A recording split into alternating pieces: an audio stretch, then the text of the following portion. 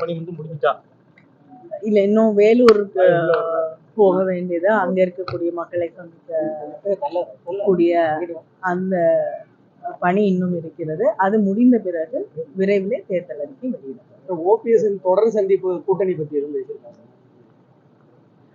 அப்படி ஏதாவது இருந்தால் அதை நிச்சயமாக முதலமைச்சர் அவர்கள் வெளியிட்டார்.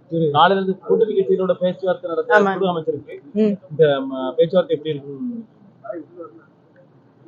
கூட்டணி கட்சிகளோட பேச்சுவார்த்தை எப்பொழுதுமே சுமூகமாகத்தான் இருந்திருக்கிறது. ஏனென்றால் இது நீண்ட நாளாக இருக்கக்கூடிய உறவு, அதோடு கொள்கைக்காக உருவாகி இருக்கக்கூடிய கூட்டணி இந்த கூட்டணி. அதனால் நிச்சயமாக எந்த பிரச்சனையும் இல்லாமல் நடக்கும். கடந்த அமைச்சர் நேரு மேல நான் பல முறை உங்களுக்கே சொல்லிட்டேன், தேர்தல் வந்துவிட்டால் பிஜேபி ஐஸ் அப்படின்னு பயன்படுத்த ஆரம்பிச்சிருவாங்க. இன்கம் டாக்ஸ், சிபிஐ, அதே போல இடி. அதனால அந்த வேலையை இங்கேயும் தமிழ்நாட்டிலும் துவங்கி இருக்கு.